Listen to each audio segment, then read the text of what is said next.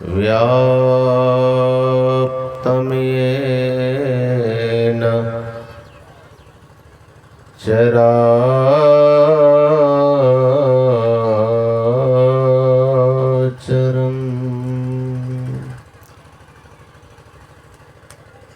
तत्पदं दर्शितं येन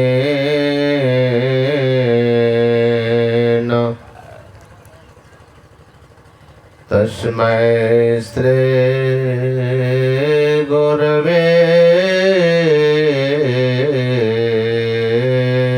नमः।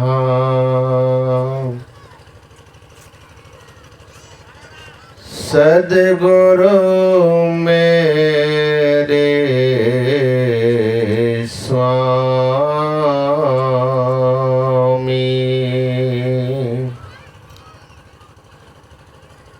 सद्गुरु मेरे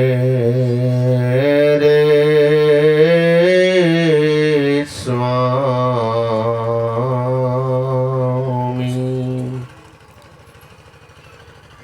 मैं उनके दास, जन्म जन्म मोहि दे जियो, निज चरणन में वास।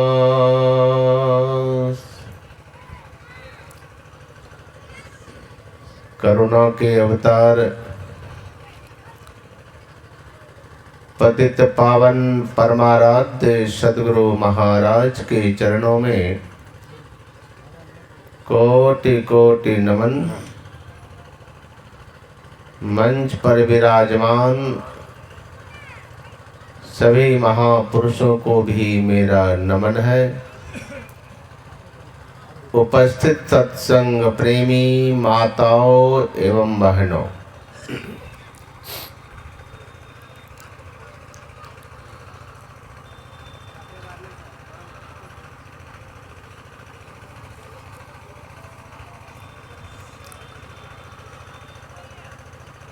भगवान बुद्ध ने कहा है कि किसी की बात को इसलिए नहीं मान लेना चाहिए कि उसकी बातों को बहुत लोग मान रहे हैं। ऐसा भी देखा गया है कि देखते हैं मन में भाव आता है, अरे इनकी बात को बहुत लोग मान रहे हैं, कुछ न कुछ तो खासियत होगा। अब बहुत लोग मान रहे हैं तो मान लिए। भगवान बुद्ध ने कहा नहीं, इसलिए मत मान लो कि इसकी बातों को बहुत लोग मान रहे हैं। किसी की बात को इसलिए भी नहीं मान लेना चाहिए कि वह कहने वाला बहुत बड़ा विद्वान है। इसलिए भी मत मान लीजिएगा कि वह धर्मशास्त्र का हवाला दे के कहता है,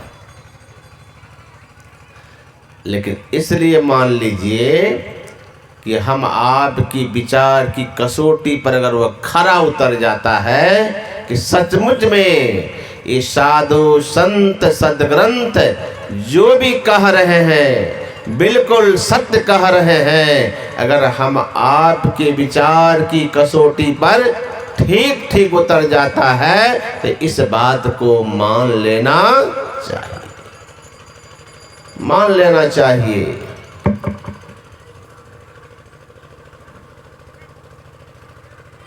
मान लेने के बाद तब कुछ करना चाहिए, लेकिन करने के पहले जो सोचता है, कोई भी काम करने के पहले जो सोचता है विचारता है उसी को बुद्धिमान कहते हैं। कर्म करने के समय में जो सोचता है विचारता है उसी को सतर्क कहते हैं।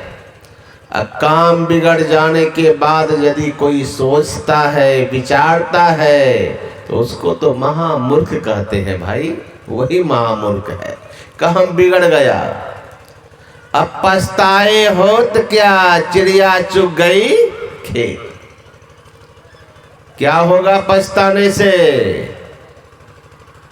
जब फसल ही नष्ट हो जाए। इसलिए कोई भी काम करने के पहले विचारना चाहिए। राजा दशरथ से यही भूल हुई है जीवन में। वचन तो दिया माता कैकेयी को, लेकिन विचारा नहीं कि इसका परिणाम क्या होगा। इतना भी मत किसी पर आप आश्रित हो जाइए कि आपको एक दिन अपने ही आश्रित होने पर रोना पड़े। विचार करके काम करना चाहिए था। वचन दे दिया कि जो मांगना है मांग लो। धरोहर में रखा 3 वचन, माता कैकेयी ने वचन को धरोहर में रखा, समय आएगा तो मांग लूंगी।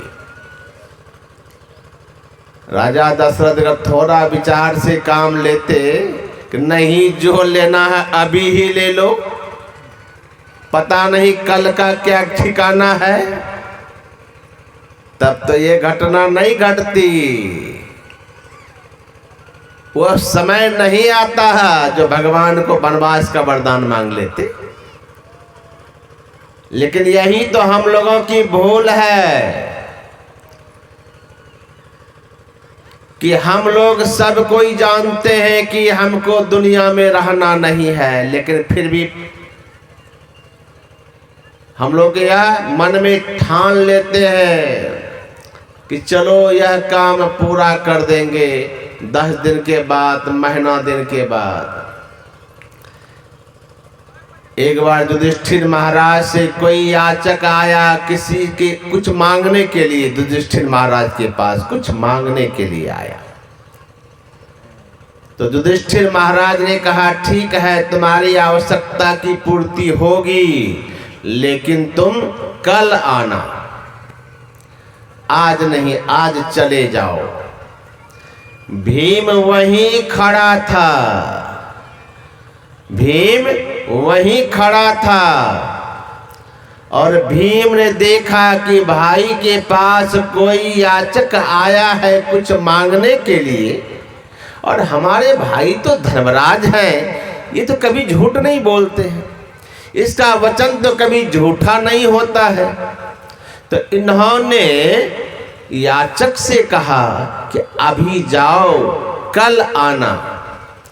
इसका मतलब है कि हमारे भैया को काल पर अधिकार है, काल इसके अधीनस्थ हैं, काल पर यह विजय प्राप्त कर लिए हैं, तब तो ये कल के लिए बुलाए हैं।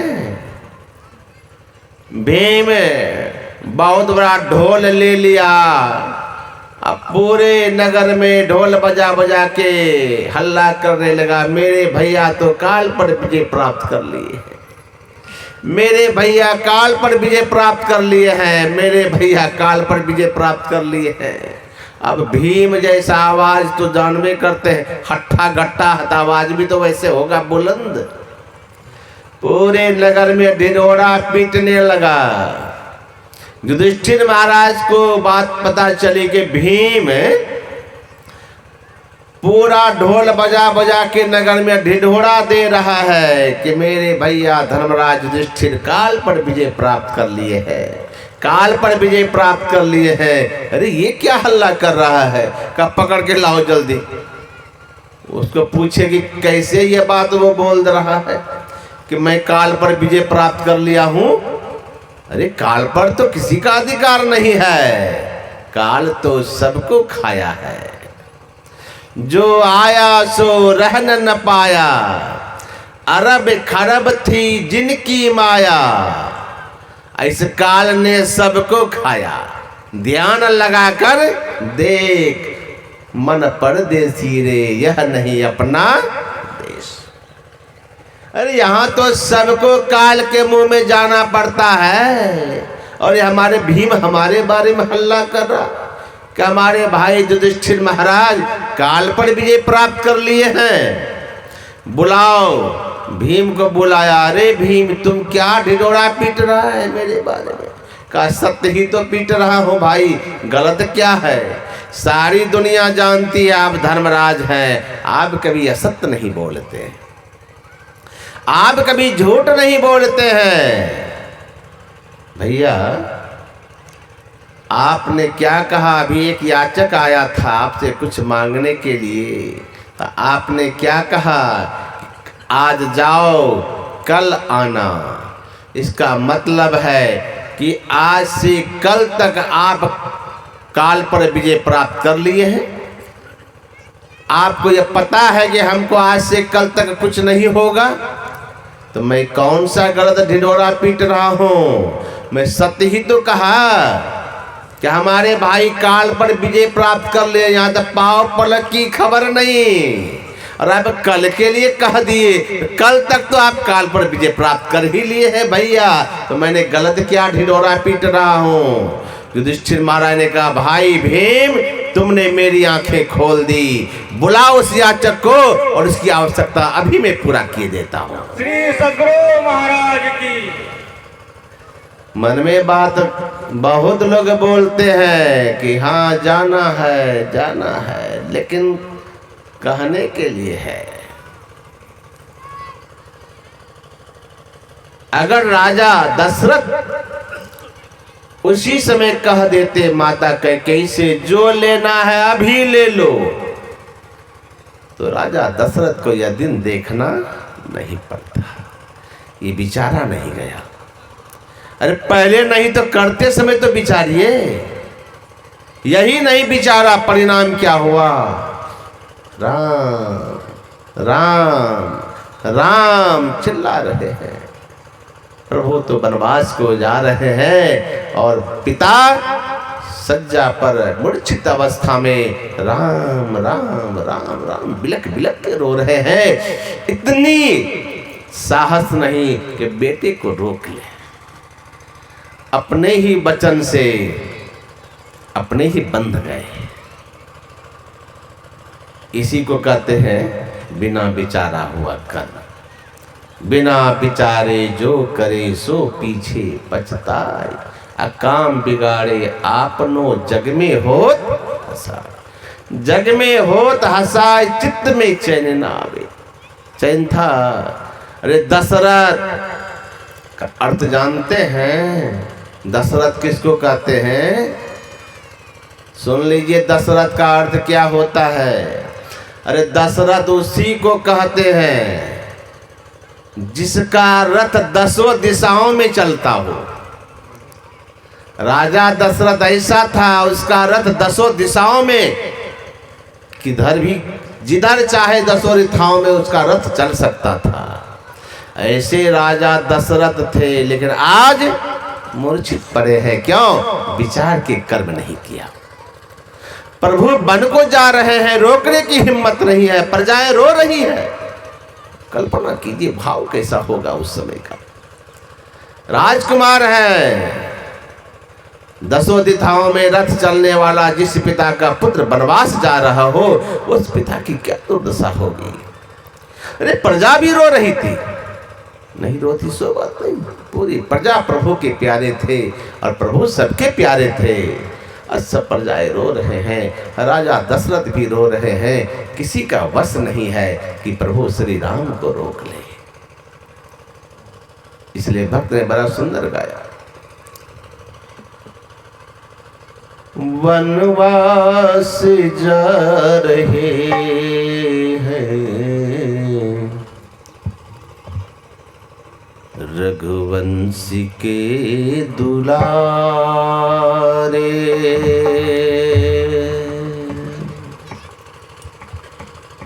वनवास जा रहे हैं वंशी के दुलारे, वनवास जा रहे रघुवंश के दुलारे वनवास जा रहे हैं रघुवंश के दुलारे। वनवास जा रहे हैं रघुवंश के दुलारे वनवास जा रहे हैं रघुवंश के दुलारे। हारे हैं प्राण जिसने हारे हैं प्राण जिसने हारे हैं प्राण जिसने लेकिन वचन न हारे वनवास जा रहे हैं रघुवंश के दुलारे वनवास जा रहे हैं रघुवंश के दुलारे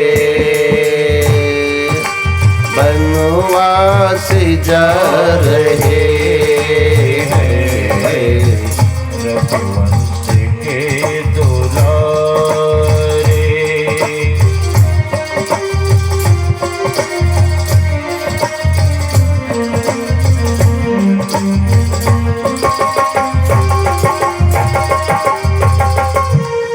राजा दशरथ रो रहे हैं। बड़ा भाव है सुंदर इस पद में। जननी है जन्म भूमि हिम्मती से काम लेना। जननी है जन्म भूमि हिम्मत से काम लेना। जननी है जन्म भूमि हिम्मत से काम लेना। 14 वर्ष है गम के 14 वर्ष है गम के हिम्मती से काम लेना। 14 वर्ष है गम के हिम्मत से काम लेना। बिछुरे हैं तो फिर मिलेंगे बिछुरे हैं तो मिलेंगे बिछुड़े हैं तो फिर मिलेंगे। हम है हंस तुम्हारे हम हैं हंस तुम्हारे वनवास जा रहे हैं रघुवंश के दुलारे वनवास जा रहे हैं रघुवंश के दुलारे। हारे हैं प्राण जिसने हारे हैं प्राण जिसने हारे हैं प्राण जिसने पर वचन न हारे हारे हैं प्राण जिसने पर वचन न हारे। वनवास जा रहे हैं रघुवंश के दुलारे बनवासी जा रहे हैं, रघुवंशी के दुलारे बनवासी जा रहे हैं, रघुवंशी के दुलारे बनवासी जा रहे हैं, रघुवंशी के दुलारे। प्रजा का भाव, राजा के दिल की भाव सबको प्रभु समझ रहे हैं, लेकिन क्या करेंगे? पिता का वचन पालन करने के लिए आज प्रभु वनवास को निकल गए। और कहाँ सोए हैं वनवास के काल में? पत्ते की बिछौने पर, पत्ते की बिछौने पर सोए हैं प्रभु। और लक्ष्मण जी धनुष बांध लेके पहरा दे रहे हैं। गो निषाद भी बगल में बैठे हुए हैं, दोनों साथ साथ बैठ के पहरा दे रहे हैं। गो निषाद को दुख तो हुआ, होगा ही, क्यों नहीं होगा? अरे जो राजकुमार कभी राजमहल से निकला नहीं, आज वो पत्ते की बिछौनी पर सोए हैं। माता जानकी आज वे साथ में सोए हैं। इस पत्ते की बिछौने पर देख गो निषाद को बहुत दुख हुआ, बहुत दुख हुआ। बार बार रात भर बैठ के यही बोल रहे थे, इस सारा दोष कैकेयी का है, इसी के कारण आज हमारे प्रभु पत्ते की बिछौने पर सोए हैं। लक्ष्मण जी बैठे सुन रहे हैं, सुन रहे हैं। कहा, भाई गो निषाद, क्यों बार बार ऐसा कहते हो? माता कैकेयी के कारण ही आज प्रभु वनवास में भटक रहे हैं, पत्ते के बिछौने पर सो रहे हैं। नहीं नहीं नहीं, मत दो दोष। माता को क्यों दोष दे रहे हो? कैकेयी को क्यों दोष दे रही हो? क्यों दे रहे हो दोष? अरे माता का कोई दोष नहीं है भाई गो निषाद, चुप रहो, सुनो मैं जो कहता हूं। लक्ष्मण जी कह क्या रहे हैं? कह रहे मैं जो कहता हूं उसको ध्यान से सुनो। गोस्वामी जी लिखते हैं, बोले लखन, लखन जी बोल रहे हैं, लेकिन बोलने की बला यहाँ कला है, सब जगह कला नहीं है। अरे परशुराम से नहीं डरे लक्ष्मण, धनुष टूट गया। भगवान परशुराम दौड़े आए, किसने धनुष को तोड़ा? किसने धनुष को तोड़ा? हाँ लक्ष्मण जी क्या कह रहे हैं? अरे हमने तो खेल खेल में बहुत धनुष को तोड़ा है, तो आज एक धनुष और टूट गया तो कौन बड़ी बात है, इतना उछल क्यों रहे? धनुष को किसने तोड़ा? कहा, नादान बालक, तुम ये खिलौना वाला धनुष समझ रहा है या तो शिव का धनुष है? क्योंकि परशुराम भगवान ने ही यह शिव का धनुष लाके राजा जनक को दिया था। यह धनुष जब परशुराम मन में ठान लिया कि अब मैं युद्ध नहीं करूंगा, अब शांति के लिए मैं परमात्मा का भजन करूंगा, तो यह धनुष लेकर के भगवान शंकर के पास गए और कहा, यह धनुष का अधिकारी कौन होगा? जो भगवान शंकर के भक्त होंगे तो उसी को। गए थे पहले परशुराम भगवान रावण के ही पास धनुष देने के लिए, लेकिन जब देखा रावण की वृत्ति को तो परशुराम समझ गया इस रावण इस धनुष के पात्र नहीं है। वही धनुष लाके राजा जनक को दिए हैं परशुराम भगवान, और वही धनुष के साथ माता सीता की प्रतिज्ञा क्यों जुड़ गई? क्योंकि वह धनुष जहां रखा हुआ था उस धनुष को कोई हिला नहीं सकता था। लेकिन माता सीता जब जाती थी पूजा करने के लिए तो आराम से धनुष को उठा लेती थी, हटा के पूजा कर लेती थी। जनक राजा जनक ने सोचा, जिस धनुष को बड़े बड़े योद्धा नहीं उठा पाते हैं, उस धनुष को हमारी बेटी सीता सहज में भी उठा लेती है। इसका मतलब मेरी बेटी सीता साधारण नहीं है। और उसी से प्रतिज्ञा किया, इस धनुष पर जो प्रतंजा चढ़ा करके धनुष को भंग करेगा, वही सीता के साथ विवाह भी कर सके। श्री सद्गुरु महाराज की। साधारण धनुष नहीं था वो, खिलौना वाला धनुष नहीं। कह रहे परशुराम भगवान, अरे नादान बालक, तुम खिलौना वाला धनुष समझ रहा है। और ज्यों ज्यों परशुराम भगवान क्रोधित हो रहे और ये कुछ कुछ ऐसा बोल रहे हैं कि और उसको आग लग रही है, टेम्परेचर और हाई हो रहा है। तब भगवान राम आके हाथ जोड़ लगे, प्रभु ये धनुष तो वही तोड़ सकता है। कौन तोड़ा ये धनुष को? कहा यह धनुष तो कोई आपका ही दास होगा जो तोड़ सकता। कहता अरे एक भाई तो बड़ा नम्र से बात करता है, एक भाई तो बोलने में लगाम नहीं है। मैं कह रहा था, मैं दिखाना लक्ष्मण कितनी क्रोधित है, इनकी भाषा कितनी आवेश भरा हुआ है, आवेश से भरा हुआ होता है। एक बार तो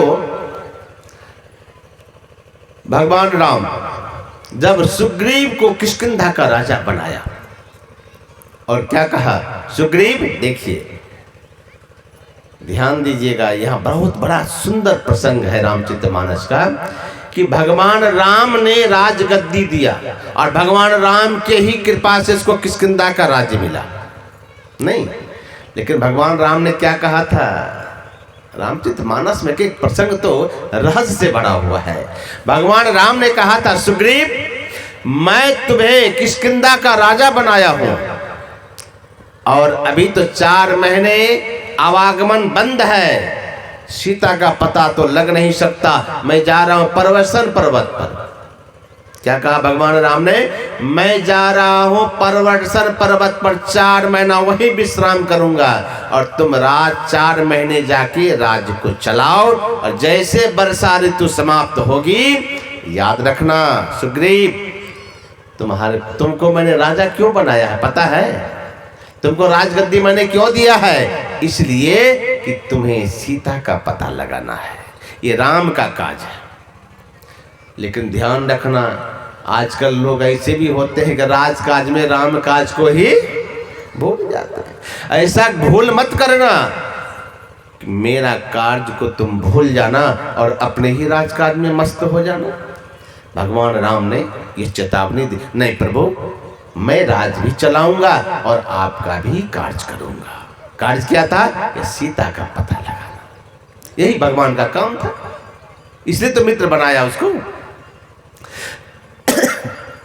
4 महीना बीत गया।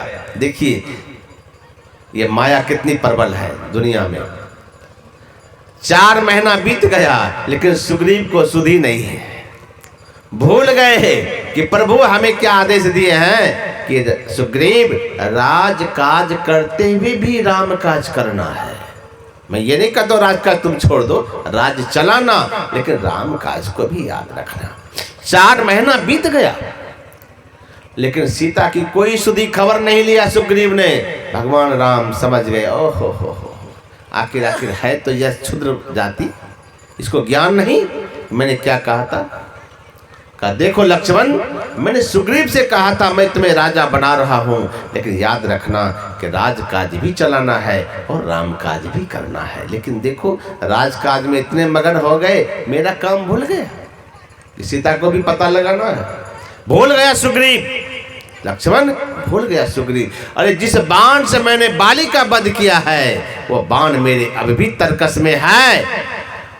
मैं कल उसी बाण से सुग्रीव का भी वध कर दूंगा, ताकि पता तो चले कि राम में शक्ति कितनी है। अगर वह राज सिंहासन पर बिठा सकता है तो राज सिंहासन से उठा भी सकता है। मैं उसका कल वध कर दूंगा। लक्ष्मण जी, भगवान राम खूब क्रोध में है, कल उसका मैं वध कर, यही बाण से, जो बाण से मैंने सुग्रीव को मारा है वही बाण से मैं इसको बाली को मारा, वही बाण से मैं सुग्रीव का भी वध करूंगा। भगवान बहुत क्रोधित में है और लक्ष्मण जी हंस रहे हैं, खूब ठटा के हंस रहे हैं। भगवान राम कहते हैं अरे लक्ष्मण मुझे गुस्सा आ रहा है अब तुम हंस रहे हो। कहा हंसी आ रही है आप ही की बात को सुन करके। कहा मतलब? कहा प्रभु सही बताइए तो आपको क्रोध आता है? हाँ लक्ष्मण बहुत क्रोध आ रहा है, बहुत क्रोध। अच्छा क्या करेंगे? का सुग्रीव का वध करेंगे। कब? का कल। का इसलिए तो हंसी आ रही है। ये प्रभु आज तक आपको हमने क्रोध करते नहीं देखा, अब पहली बार तो आप क्रोध करने लगे। किए भी तो अरे करना ही था भगवान भैया, तो हमसे पहले ट्रेनिंग ले लेते क्रोध कैसे किया जाता है। का मतलब का क्रोध करने के स्पेशलिस्ट हम हैं। हम तो शेषावतार हैं, लक्ष्मण शेषावतार था ना। अरे क्रोध कैसे किया जाता है तो लक्ष्मण से सीखना चाहिए। तो भगवान राम कहते हैं क्या लक्ष्मण क्रोध करने में भी गलती हो गई? कहा गलती तो होगी भैया। क्या गलती हुई लक्ष्मण? कहा यही गलती हुई कि आप सच बोलिए भैया सुग्रीव को मारना चाहते हैं? हाँ बहुत क्रोध आ रहा, मारूंगा। कब? कल। का ऐसा तो पहली बार सुना कि क्रोध आया आज अब मारेंगे कल। अरे दुनिया में जब किसी को क्रोध आता है तो क्या कहता है? तुम देखना चाहते अभी मैं दिखाता हूं, आओ तो छू के तो देखो, अभी पता लगा देता हूं। ऐसा नहीं कि अभी छुएगा पता कल लगाएगा। थोड़ा हमको छू आगे बढ़ के तो देखो, आगे बढ़ो, एक कदम आगे बढ़ो, दिखाता हूं मैं कितना बलशाली हूं। अरे जिसको क्रोध आता है वह तुरंत कहता अभी पता चला देता हूं, अभी तुमको दिखा देता हूं। ऐसा तो नहीं देखा कि कहता अभी तुम आगे बढ़ो हम कल तुमको दिखा देंगे। ऐसा क्रोध कभी देखे हैं भैया? लक्ष्मण जी की बातों को सुनकर भगवान राम ने कहा लक्ष्मण तुम मेरी भावना को नहीं समझ रहे, इसे शिक्षा लो। क्या कहा भगवान राम ने? कहा शिक्षा लो। क्या? यही कि जब जीवन में कभी भी क्रोध आए, सुन लीजिए क्या कहा भगवान राम ने, अगर जीवन में कभी क्रोध आए तो तुरंत उनका प्रतिशोध मत लीजिएगा। अगर क्रोध आए तो लक्ष्मण भैया उसको कल के लिए टाल देना। अगर क्रोध को कल के लिए टाल दोगे तो जीवन में कभी भी अनहोनी घटना नहीं घटेगी। लेकिन घटती कैसे? हमको क्रोध आया, लाठी निकाले इधर से उधर से, तुम हमको लाठी दिखाएगा? अभी दिखाता हूं। उधर से बंदूक तलवार फरसा निकल गया, लोग धराशायी हो जाते हैं। क्रोध जब जीवन में आए उसको कल के लिए टाल देना चाहिए, तो जीवन में कभी अनहोनी घटना आपके जीवन में नहीं घट सकती है। तो मैं कहना ये चाह रहा था कि लक्ष्मण ऐसे क्रोधी आज, लेकिन वो क्रोध में नहीं है। क्या है? बोले लखन, बोल कैसे रहे? आज क्रोध में नहीं बोल रहे हैं, आवेश में नहीं है, जबकि गो निषाद को आवेश है, दुख है, क्रोधित है। लेकिन लक्ष्मण क्रोधित नहीं है। लक्ष्मण क्या कह रहे हैं? गोस्वामी जी लिखते हैं बोले लखन मधुर मृदुवानी ज्ञान विराग भगति रस सानी। अरे क्रोधी तो लक्ष्मण भी थे, लेकिन आज देखिए बोल कैसे रहे? मधुर वाणी में। मतलब जब भी आप अगर कुछ करना चाहते हैं, किसी को समझाना चाहते हैं, तो आपको मधुर भाषा में बोलना ही पड़ेगा। ऐसा नहीं कि इतना न हुआ के बोले कि काने फट जाए। बोलना है, लेकिन बोलने की कला कैसा है? लक्ष्मण जी की वाणी से सुन लीजिए। गोस्वामी जी लिखते हैं बोले लखन मधुर मृदुवाणी। मधुर वाणी से बोलना चाहिए। क्या होता मधुर बोलने से? का कौवा किसका धन लेती है, कोयल किसको धन देती है, लेकिन अपने ही मीठे वचन से सबके मन को मोह देती है। वाणी ऐसा बोलिए मन का आपा खोई, औरन को शीतल करे आप हो शीतल। बोलने की कला होनी चाहिए। हमारे पूज्य बाबा बराबर कहा करते थे जो आवे सोई बोले, करे नहीं विचार, हते पराई आपने जीव ली तलवार। मतलब कि अगर तीर तलवार का घाव तो छूट जाता है, लेकिन वचन का घाव नहीं छूटता है भैया, वचन का घाव नहीं छूटता है। क्या कहा था महारानी द्रौपदी ने दुर्योधन से? सभा भवन बनाया, गए दुर्योधन देखने के लिए। तो दुर्योधन जब देखने गए तो क्या हुआ? अरे सभा भवन था ना, ऐसा भवन बना हुआ था जहां सूखी जमीन वहां लगता था पानी है, जहां दरवाजा मालूम पड़ता था तो वहां तो गेट था, और जहां गेट मालूम पड़ता था वहां लगता था खुला है। तो उसी तरह से हुआ कि लग रहा था कि दरवाजा नहीं है, तो उसी में घुस गए, ठोकर लग गई। था पानी, सभा भवन था, लेकिन देखने में लग रहा था सूखी जमीन। तो दुर्योधन क्या किया? उसी में चल पड़े और पानी में गिर पड़े। द्रौपदी महारानी ऊपर से देख रही थी, हंस पड़ी और क्या कह दिया? अंधे का पुत्र अंधा ही तो होता है। यही एक वचन महाभारत के युद्ध का कारण बन गया, युद्ध का कारण हो गया है। बोल सोच समझ के बोलना चाहिए। बोलने की कला क्या है? मधुर वचन होना चाहिए। मधुर वचन है औषधि। तीर तलवार का घाव छूट जाता है भैया, ये वचन का घाव नहीं छूटता है। इसलिए तौल के बोलिए, सोच समझ के बोलिए, कैसा बोलना है, कम बोलिए। इसलिए कभी कभी आदमी को यदि नहीं संभले तो मौन धारण कर लीजिए, ये भी बहुत बड़ी साधना है। अब बहुत आदमी दिन भर बक, और जो ज्यादा बोलेगा उसका वचन का कोई कीमत रह नहीं जाता है। तो बोलिए नाप तौल करके। आज लक्ष्मण जी तौल करके बोल रहे हैं, मधुर वचन में बोल रहे हैं। काहो न को सुख दुख कर दाता, निज कृत कर मैं भोग सोनु भ्राता। हे भाई गोनिशा सुनो, कोई किसी को सुख दुख का देने वाला नहीं है, सबको अपने ही कर्मों का फल भोगना पड़ता है। यह जग कर्म की खेती है, यहाँ करने का ही फल मिलता है, अपने ही कर्मों से सुख दुख का भागी बनता है।